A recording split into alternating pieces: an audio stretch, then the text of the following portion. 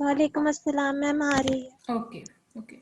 So yesterday we studied 2 to 5 kingdom classification system. ठीक है, उसकी सारी हमने डिटेल चेक की थी, किस तरह सारी हिस्ट्री वाइज पहले 2 kingdom system it was developed. उसके बाद ये ज़रूरत पेश आई कि बैक्टीरिया लाइक या जो यूनिसेलुलर लाइक ऑर्गेनिज्म से उनको कहाँ रखा जाए। फिर वहाँ से थोड़ी सी हिस्ट्री हमने देखी कि कहाँ ये टर्म्स स्टार्ट हुई, यूकैरियोट्स, प्रोकैरियोट्स। फिर उसके बाद फंजाई लाइक ऑर्गेनिजम्स की क्या क्वालिटी थी। फिर उसके बाद 1969 में रॉबर्ट वेटिकर ने 5 किंगडम क्लासिफिकेशन सिस्टम बताया कि on the depending upon the mode of nutrition कि प्लांट्स कैसे अपना फूड सिंथेसाइज करते हैं, फंजाई कैसे फूड लेते हैं, एनिमल्स कैसे फूड लेते हैं। So these 5 types of classification system it was developed. Then उसके बाद 1988 में, ठीक है, उससे पहले रॉबर्ट वाटिकर 1969 एंड देन 1988 में 2 scientist they developed their mode of system depending upon, मतलब उन्होंने काफी सारी चीजें इसमें जहन में रखी। इसमें इनकी cellular organisation, mode of nutrition, cytology, genetics, मतलब तमाम चीजें उन्होंने जहन में रख के इसी सिस्टम को थोड़ा सा और बेहतर बनाया। और उन्होंने ये वाला सारा, ये जो आप पूरा ट्री लाइक स्ट्रक्चर देख रहे हैं, प्रोकैरियोट्स, यानी कि इनका ट्रू न्यूक्लियस नहीं है। फिर उसके बाद ये जो फाइलम प्रोटिस्टा है कि जिसमें यूनिसेलुलर भी हैं और कुछ मल्टी सेलुलर भी हैं, ठीक है। लेकिन मोस्टली चूंकि यहाँ पर उन्होंने ये लिख दिया कि सिंगल सेल यूकैरियोट्स, तो इसमें most of them they are unicellular यानी कि सिंगल सेल्स हैं। देन इसमें जो ऊपर उसके जो 3 लार्ज हमारे पास ग्रुप्स आ जाते हैं, जिसमें आ जाते हैं फंजाई, प्लांटी और एनिमल्स, ठीक है। ये हमने कल देखा था, आपको मैं इसका लेक्चर फॉरवर्ड कर देती हूँ। आज का जो टॉपिक है this is all about viruses, ठीक है। क्योंकि अच्छा, आपने ये सारा देखा 5 किंगडम क्लासिफिकेशन में, इसमें वायरस कहीं आपको नजर नहीं आ रहा, ठीक है। वायरस इसलिए नजर नहीं आ रहा कि viruses are between living and non living, क्योंकि जब ये ह्यूमन बीइंग, लिविंग ऑर्गेनिज्म यानी कि एनिमल्स और प्लांट्स के अंदर होते हैं, दे सर्वाइव बाय डिवाइडिंग देमसेल्व्स, ये खुद को डिवाइड करते हैं, मल्टीपल कॉपीज बनती हैं, सही। लेकिन जैसे ही ये लिविंग ऑर्गेनिज्म से बाहर आ जाते हैं तो ये एक तरह से डॉर्मेंट फॉर्म में, डॉर्मेंट स्टेज में चले जाते हैं। इसलिए इनकी एक और सेपरेट हमने ग्रुप में इसको देख रहे हैं कि वायरसेस। अच्छा, अब according to the smart syllabus हमने यहाँ से इसकी ब्रीफ इंट्रोडक्शन पढ़ना है, ठीक है। इस पूरे एक पेज में से हमने इसके हवाले से जो भी इसकी थोड़ी सी बेसिक नॉलेज है हमने वो लेनी है। उसके बाद हम इसके नेक्स्ट टॉपिक पे चले जाएंगे कि व्हाट आर कैरेक्टरिस्टिक्स या what is basic structure of these viruses. थोड़ा सा हम इसका वायरस का स्ट्रक्चर देख लें। अगर हम इसकी सबसे पहले इसकी डायग्राम देखना चाहें तो मैं आपको यहाँ से इनकी डायग्राम दिखा दे। और नहीं आ रही बेटा, आनी चाहिए। अब आ रही है।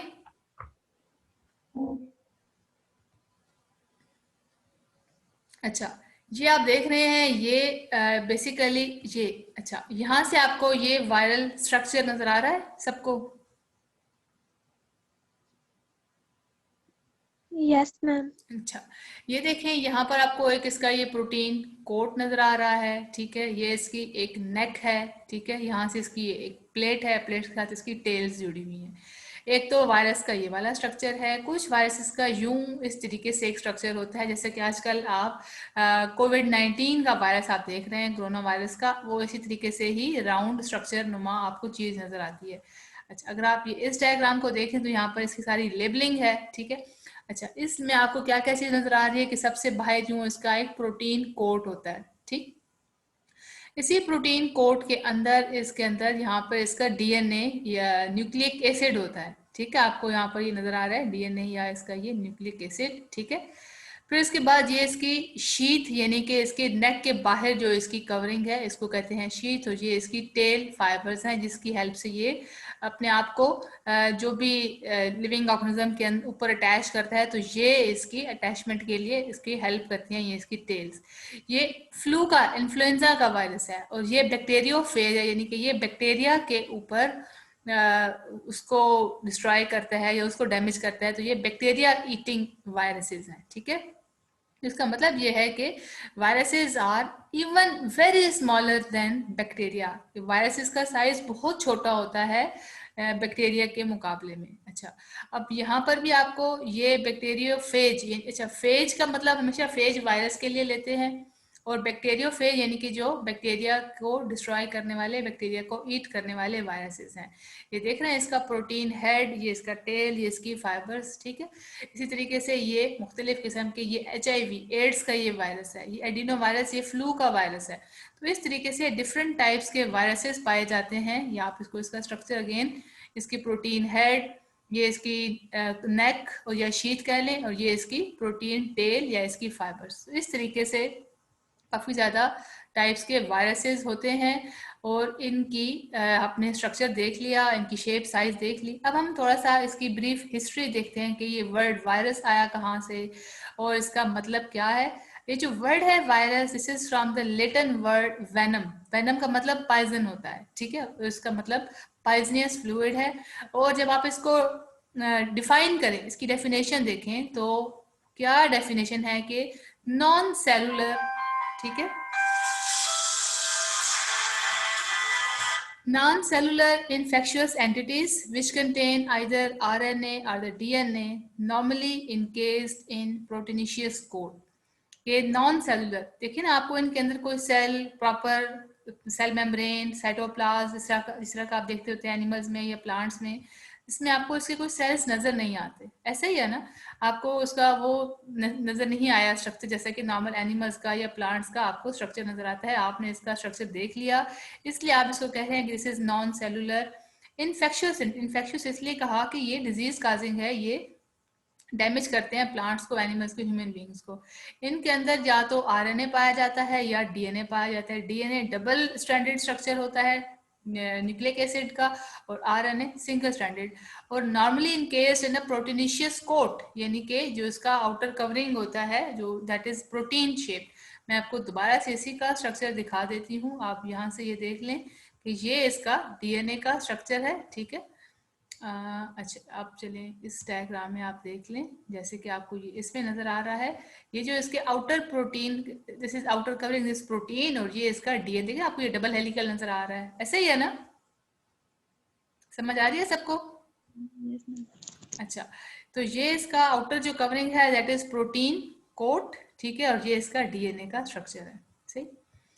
अच्छा, अब हम वापस जाते हैं अपनी बुक के ऊपर कि ये इसके हवाले से क्या फर्दर इसकी क्वालिटीज क्या है। And they reproduce only in the living cell. मैं जैसे मैंने आपसे कहा कि ये सिर्फ और सिर्फ लिविंग ऑर्गेनिज्म में ही जब ये होते हैं अंदर ह्यूमन बीइंग के, एनिमल्स के या प्लांट्स के, तो ये वहां पर खुद को डिवाइड करते हैं और मल्टीप्लिकेशन इनकी होती है। लेकिन ये कैसे मल्टीप्लाई करते हैं खुद को? They utilise the biosynthetic machinery of the host, ठीक है। यानी कि जैसे ही वायरस लिविंग ऑर्गेनिज्म के ऊपर अटैक करते हैं, ये क्या करते हैं, ये उनके DNA के ऊपर अपना पूरा कंट्रोल कर लेते हैं, तो उनके सिस्टम से अपने बॉडी के पार्ट्स जनरेट करवाते हैं, ठीक है। दे यूज अ बायोसिंथेटिक मशीनरी। देखिए ना, हमारे अंदर जितने भी सिस्टम्स हैं हमारे बॉडी के अंदर, हम फूड खाते हैं, स्टमक है, स्टमक में फिर उसके बाद इंटेस्टाइन है, तो जो हमारी फूड होती है ये उस फूड को अपने लिए इस्तेमाल करते हैं।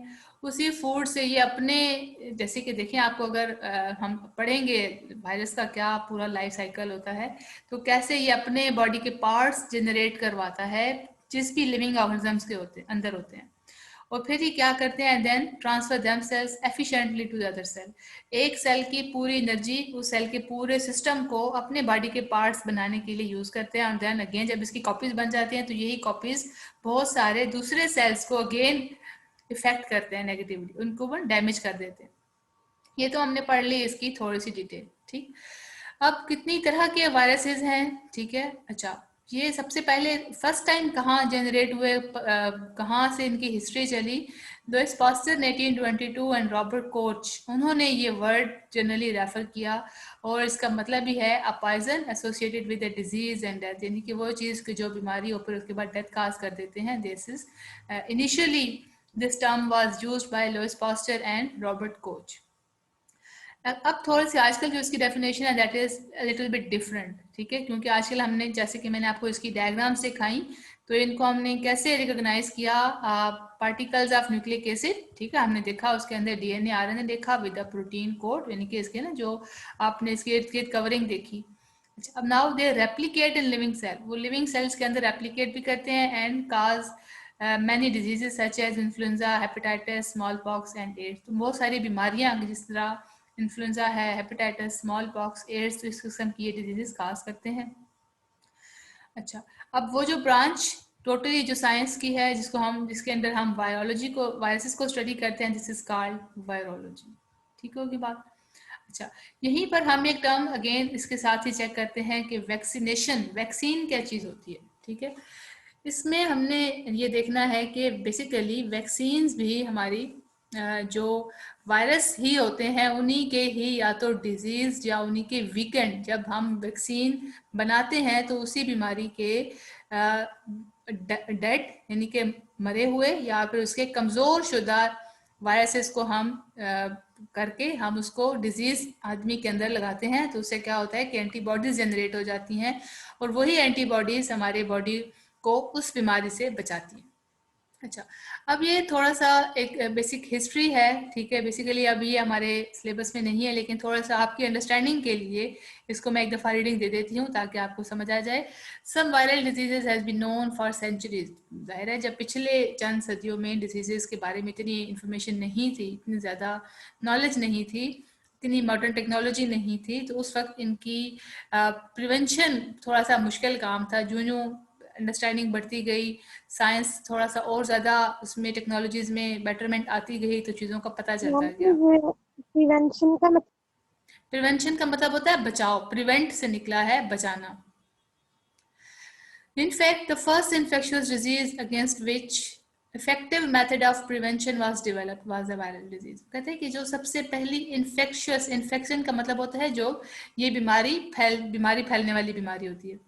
तो जिस फैलने वाली बीमारी के लिए जो सबसे पहली प्रिवेंशन यानी कि बचाव का तरीका कार निकाला गया, वो भी एक वायरल डिजीज थी, वायरस से ही पैदा शुदा बीमारी थी। इन 1796 एडवर्ड जेनर, ये साइंटिस्ट था, he first vaccinated an 8-year-old boy with the material removed from cowpox lesion on the hand of a milkmaid। अच्छा, इस साइंटिस्ट ने क्या किया, इसने जो एडवर्ड जेनर था, इसने एक 8 साल ओल्ड बॉय को वैक्सीनेट किया। उसने ना किस चीज़ के वैक्सीनेट किया? काउ पॉक्स के वायरसेस से। ठीक है, ये एक देखिए ना, एक मिल्क मेड यानी कि वो बंदा जो ये काउस वगैरह के साथ काम करता है, ठीक है, और काउस को ये बीमारी हो जाती है, काउ पॉक्स लीजन हो जाते हैं, उसने वहां से उनके वायरसेस लिए। ठीक है, और इन्हीं वायरसेस को वीक करके उसने एक पेशेंट को जो 8-year ओल्ड बॉय था, उसने स्मॉल पॉक्स के अगेंस्ट काउ पॉक्स के वायरसेस को यूज किया। After 6 weeks the boy was inoculated with the pus with a small pox victim. अच्छा, अब उसी बंदे को कि जिसके अंदर उसने काउ पॉक्स के वायरसेस डाले हुए थे, उसी के अंदर उसने स्मॉल पॉक्स पेशेंट से थोड़ा सा पस उसी बंदे में डाल दिया। उसने ये देखा कि he didn't develop the disease, उसको बीमारी नहीं हुई। तो वहां से उसको ये पता चला कि Jenner use the material for vaccination from cowpox lesion and successfully vaccinated 23%। तो उसे तकरीबन उसके बाद 23 लोगों को वैक्सीनेट किया और उनको बीमारी नहीं हुई। एज द मटेरियल ही used was obtained from the cow, चूंकि इस तमाम मटेरियल को काउ से निकाला गया था, इस वजह से, और जो काउ का जो लातीनी ज़बान में वर्ड है दैट इज़ वाका। लेटर ही term vaccination was used by the Louis Pasteur for for inoculation against disease. तो उसने, लुईस पास्चर ने इस चीज़ को वैक्सीनेशन का नाम दिया। ये हिस्ट्री आपको समझ आई है या नहीं आई? आ गई है। आगे चलूं? जी, ईमान, रबिका। यस मैम, आगे चलें। यस मैम, आ गई है। मैं थोड़ा सा इसको मैं हल्का सा बता देती हूँ कि हुआ ये कि पहले 8 year ओल्ड बॉय को काउ पॉक्स से पस लेकर उस बंदे में डाली गई, मतलब पहले ही वैक्सीन उसको लगा दी गई। वैक्सीन तो यही होती है ना कि बीमारी से पहले ही एक बंदे को इतना उसको पावरफुल कर दिया जाए कि उसके ऊपर बीमारी असर ना करे। ठीक, तो उस 8 ईयर ओल्ड बॉय को कॉपॉक्स के जो पस वायरस है, जो कॉपॉक्स का जो भी मटेरियल था उसके अंदर ले दिया गया। फिर उसके बाद क्या किया गया, 6 वीक के बाद the boy was inoculated with the पस फ्रॉम स्मॉल पॉक्स विक्टिम। फिर जो स्मॉल पॉक्स का एक पेशेंट था उससे वहां से पस लेकर इसी ओल्ड 8 ईयर ओल्ड बॉय के, जिसके अंदर ऑलरेडी हमने काउपॉक्स का मटेरियल डाला हुआ है, उसमें जब स्मॉल पॉक्स का मटेरियल का पस का लिक्विड, देखिए ना, बेसिकली होना तो ये चाहिए था कि आम इंसान के अंदर, मतलब ये जो स्मॉल पॉक्स के वायरस हैं और स्मॉल पॉक्स के पेशेंट से जब मटेरियल लेकर एक नॉर्मल बंदे में स्मॉल पॉक्स का वायरस डाला जाएगा तो नॉर्मल बंदे को तो बीमारी हो जाएगी स्मॉल पॉक्स। लेकिन उस 8 ईयर ओल्ड बॉय में ऑलरेडी चूंकि काउपॉक्स का के वायरसेस थे, ठीक है, और उस काउपॉक्स के वायरसेस ने उस 8 ईयर ओल्ड बॉय को इम्यूनिटी दी हुई थी, कुव्वत मुदाफ़ा दी हुई थी। तो जैसे ही स्मॉल पॉक्स का वायरस आया तो उस मटेरियल, उस इम्यूनिटी ने इस स्मॉल पॉक्स के वायरसेस को मार दिया, डैमेज कर दिया और बीमारी नहीं हुई। अब समझ आ गई सबको? Yes ma'am. Yes ma'am. अच्छा, थोड़ा सा चलें आप इसी मुझे स्टोरी को रिपीट करके बताएं ताकि मुझे लगे कि आपको ये समझ आ गया। कौन बताएगा? ईमान, आप बताएं। टीचर जी, वायरस जो डिराइव्ड वायरस वर्ड डिराइव्ड हुआ लैटिन वर्ड से, और इसकी definition non cellular injection agents ठीक है, वगैरह, ठीक है। उसमें डीएनए और आरएनए भी होते हैं, और ये रिप्रोड्यूस होता है लिविंग सेल्स में। ठीक है। डिस्कवरी ऑफ वायरस साइंटिस्ट ने की थी, क्या नाम है इसका, लुइस पास्चर, ठीक है। 1822 में की थी और 1895 में इसकी डेथ हुई थी। एज अच्छा, और डेथ का। ठीक है। उसके बाद रॉबर्ट, फिर इसके साथ ही एक और साइंटिस्ट था रॉबर्ट, उसने की थी 1843 में और ठीक 1910 है, में वो ठीक उसकी है। डेथ हुई थी। अच्छा, ये जो अभी मैंने आपको ये जो वैक्सीन की थोड़ी सी ये स्टोरी बताई है, इसके बारे में थोड़ा सा मुझे बताएं, क्या समझ आई आपको? वैक्सीन, वैक्सीन की जो वर्ड वैक्स है, वो लेडियन वर्ड है, और वाका, लेयर पोस्टर ने वाका। ये किया। जी जी, ठीक जी। हो गया। अच्छा, और ये काउपॉक्स और ये क्या स्टोरी एक बता रही है, स्मॉल या पॉक्स? जी टीचर वही बता रहे हैं। ये 6 वीक्स को एक बॉय था, उसमें इन्होंने ये मसलन कि उससे उस पे इन्होंने ये इंजेक्ट किया था। एक वायरस ही था, वो भी एक वायरस ही है, स्मॉल पॉक्स। काउपॉक्स, वो काउपॉक्स का था। या ठीक है टीचर जी। फिर? रोटेटेड 23% थे, जिनमें 23% जो थे सक्सेसफुल रहे थे, नहीं नहीं नहीं और नहीं, आपको एक जो समझ नहीं आई, आपको समझ नहीं आई। जी अरीबा, आपको समझ आई है ये सारी बात? Yes ma'am. अच्छा, आप बताएं क्या ये एंड वाली ये स्टोरी, ये वाली? एडवर्ड जेनर जो थे उन्होंने 8 ईयर ओल्ड बॉय के अंदर काउ यस, पॉक्स से जो पस था वो लेके यस, ठीक है। उसमें इंजेक्ट किया, उसको वैक्सीनेट किया। तो गुड। उन्होंने ऑब्जर्व किया कि उसको फिर ये बीमारी नहीं हुई। नहीं उसको, तो देखिए फिर ना, उन्होंने उसके बाद नहीं नहीं 23%। नहीं नहीं नहीं नहीं, मैं आपको दोबारा बता रही हूँ, आप लोगों को यही बात तो समझ नहीं आ रही। देखिए यहाँ पर दो टर्म्स हैं, एक काउ पॉक्स है और एक स्मॉल पॉक्स है। अच्छा, ऐसा है कि मैं आपको सबसे पहले काउ पॉक्स और स्मॉल पॉक्स के पेशेंट्स के बारे में बताती हूँ। काउ पॉक्स कैसी बीमारी है, ठीक है?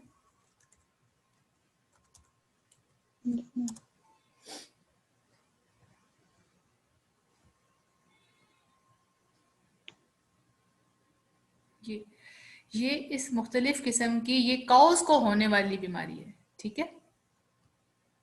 अच्छा, cowpox is a viral skin infection caused by cowpox viruses, ठीक है? अच्छा, ये cowpox is similar to but much wilder than the highly contagious sometime deadly small pox disease. Cowpox lesion अगर आप देखें, जैसे अभी मैंने आपको इस डायग्राम में दिखाए हैं,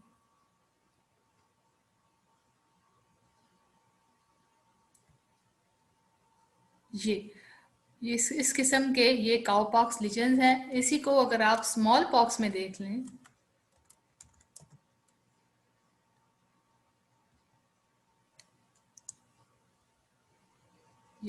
ये स्मॉल पॉक्स के हैं, ठीक है। काउ पॉक्स और स्मॉल पॉक्स 2 डिफरेंट डिजीजेज हैं।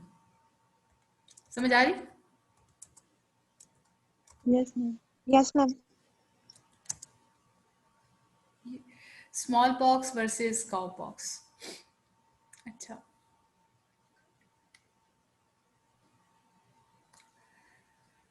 अब हुआ क्या, मैं आपको ये दोबारा से ये स्टोरी समझा देती हूँ कि एडवर्ड जेनर साइंटिस्ट था, उसने एक 8 साल के लड़के को अंदर पहले काउ पॉक्स का, आपने देखा ना काउ पॉक्स के जो ऐसे पिंपल्स से आपको ऐसे बड़े सख्त किस्म के जख्म नजर आ रहे हैं, ठीक है। उसने इसी मटेरियल का लिक्विड इस लड़के में, इसी बीमारी के जर्म्स इस लड़के में ट्रांसफर किए। उसके 6 वीक्स के बाद दूसरी बीमारी स्मॉल पॉक्स के वायरस इस बंदे में ट्रांसफर किए, ठीक। क्या हुआ कि जब बाद में स्मॉल पॉक्स के वायरस गए इस 8 ईयर ओल्ड बॉय में, तो उन्होंने स्मॉल पॉक्स उस लड़के को हुआ ही नहीं। वो इसलिए नहीं हुआ कि उसके अंदर ऑलरेडी काउ पॉक्स के वायरस थे, और उन वायरस ने इस बच्चे के अंदर इतनी इम्यूनिटी डेवलप की हुई थी कि उस बच्चे को फिर स्मॉल पॉक्स नहीं हुआ, ठीक। देखें, यस काउ मैम। पॉक्स की जो बीमारी है, ये काउ इसलिए से लिखा हुआ है कि on the hand of milk made, यानी कि ये उन बंदों को अक्सर हुई भी होती है जो काउस के साथ काम करते हैं, ठीक है। तो उनके हाथों वगैरह पर, उनके पाँव वगैरह पर काउस वगैरह के साथ काम करने की वजह से अक्सर ये वाले पिंपल्स, ये दाने, ये चीज़ें बन जाती हैं। लेकिन उस ज़माने में स्मॉल पॉक्स जो थे, ये थोड़ी सी ज़्यादा एक डेंजरस बीमारी थी, तो उनका ये ख्याल था कि इसके वायरस इसके अगेंस्ट वैक्सीन के तौर पर इस्तेमाल किए जा सकते हैं। ठीक होगी बात? आगे चलूं? यस। अच्छा, अब हमने यहाँ से अगला अपना टॉपिक स्टार्ट करना है, कैरेक्टरिस्टिक्स, इनकी क्या खास क्वालिटीज़ हैं, क्या खास कैरेक्टरिस्टिक्स हैं, इनका साइज़ कैसा है, ठीक है, वायरसेस का, ये रहते कैसे हैं, ये कहाँ अपने आप को डिवाइड कर सकते हैं, ये सारी बातें हमने इसमें देखनी है। इसमें तकरीबन 5 से 6 पॉइंट्स हैं। तो पहला पॉइंट है देयर मैम वायरसेस का इंट्रोडक्शन यहीं तक था? जी, इसका इंट्रोडक्शन यहीं तक किया, बस थोड़ा सा इसका इंट्रोडक्शन के बाद आपने इसकी कैरेक्टरिस्टिक्स पे आ जाना है, ठीक है। वायरसेस आर एक्सट्रीमली स्मॉल, बहुत छोटे होते हैं, which can only be seen under an electron, मतलब वायरस हमें बड़ी सिंपल माइक्रोस्कोप से या कंपाउंड माइक्रोस्कोप से नजर नहीं आते।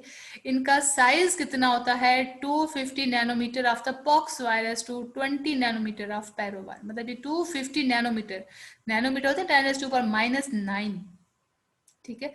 250 नैनोमीटर से लेकर 20 नैनोमीटर ऑफ पैरो, मतलब इतना इनका साइज होता है। They are 10 to 1000 times smaller than the most bacteria. देखिए ना, बैक्टीरिया से इतने छोटे हैं, 10 to 1000 times smaller then most bacteria. So they can pass through the pores of filter from which bacteria can out. जैसे कि मोस्टली चीज़ें होती है ना, हम फिल्टर कर लेते हैं कि अच्छा हमें होता है, पता होता है कि इसमें से बड़ी चीज़ें नहीं गुजर सकती, तो उस फिल्टर में से कि जिसमें से बैक्टीरिया नहीं गुजर सकते, उसमें से वायरस गुजर जाते हैं। ये इसकी ही होगी, कौन सा, ये हम सब कुछ साइज के हवाले से ही पढ़ रहे हैं ना, इनका साइज कितना है, बैक्टीरिया से कितने छोटे हैं। अच्छा, अब यहाँ से अगला पॉइंट इसका दूसरा शुरू हो गया कि इसको आप कहाँ ग्रो करेंगे। तो viruses can not be grown on artificial media. देखिए, बैक्टीरिया एक तो लिविंग ऑर्गेनिजम्स के ऊपर ग्रो करते हैं, फिर इसके बाद हम बैक्टीरिया को पेट्री प्लेट्स के अंदर, जैसे कि हमने उसको जो भी फूड देना होता है, हम उसको उस फूड में ग्रो करवा लेते हैं, उसको मुख्तलिफ किस्म की प्रोटीन्स की फूड देकर, आर्टिफिशियल मीडिया उसे कहते हैं। लेकिन वायरस को ग्रो करने के लिए लिविंग ऑर्गेनिजम्स ही चाहिए, उसको ह्यूमन बीइंग, एनिमल्स, प्लांट्स या इसी किस्म के लिविंग ऑर्गेनिजम्स चाहिए, वो अंदर वहीं पर ही डिवाइड। इसलिए वायरसेस को स्टडी करना थोड़ा सा मुश्किल काम होता है, क्योंकि ये आर्टिफिशियल मीडिया के ऊपर ग्रो नहीं करवाया जा सकता। तो अगले ये बात इसी से रिलेटेड है कि they can reproduce only in the animals and the plant cells are in micro organisms where they can reproduce by replication. अब रेप्लिकेशन क्या है? A process by which many copies are replicas of the viruses are form. यानी कि replication का मतलब क्या है कि एक ऐसा प्रोसेस जिससे उसकी बहुत ज्यादा कॉपीज बनाई जा सके। क्योंकि अब ये लिविंग ऑर्गेनिजम्स के अंदर ही डिवाइड करता है, इसलिए इसे कहते हैं ऑब्लिगेट इंट्रासेलुलर पैरासाइट। ऑब्लिगेट का मतलब ओनली से निकला हुआ है कि जो सिर्फ और सिर्फ लिविंग ऑर्गेनिजम्स के अंदर ही डिवाइड कर सकता है। सो ऑब्लिगेट इंट्रासेलुलर, सेल्स के अंदर, पैरासाइट के जो किसी को लिविंग ऑर्गेनिज्म के अंदर या उसके ऊपर ग्रो करे और उसको डैमेज भी करे। तो ये इसको इसलिए कहा जाता है क्योंकि अगर क्वेश्चन आ जाए कि why viruses are called obligate intracellular parasite, तो आपने ये लिखना है because they can reproduce only in the animals and the plant cells are in microorganisms and by a process called replication, that is why they are called obligate intracellular parasite. Clear है ये point? Yes ma'am. Okay. Viruses lack metabolic machinery, इनके अपने अंदर इनकी अपनी division के लिए कोई सिस्टम नहीं होता, मतलब ये अपना पूरा मेटाबॉलिज्म इनके अंदर नहीं होता, ये for the synthesis of their own nucleic acid and protein, ये अपना प्रोटीन और न्यूक्लिक एसिड खुद नहीं बना सकते। देखिए ना, हमने पीछे पढ़ा था राइबोसोम्स होने चाहिए, एंडोप्लाज्मिक रेटिकुलम होना चाहिए, गोल्गी, तभी तो प्रोटीन बनेगी, एक्सपोर्ट होगी, यूटिलाइज होगी। ऐसे ही है ना साइटोप्लाज्म, उसके अंदर तो ऐसी कोई चीज नहीं है, इस वजह से they can not synthesise their own nucleic acid and protein, so they depend on the host cell to carry out these vital functions during reproduction in the host cell. जैसे ये होस्ट सेल में आता है, reproduce करता है, यहाँ पर ये डिजीजेस भी काज कर देता है। So all viruses are generally resistant to the broad range of available antibiotics such as penicillin, streptomycin and other।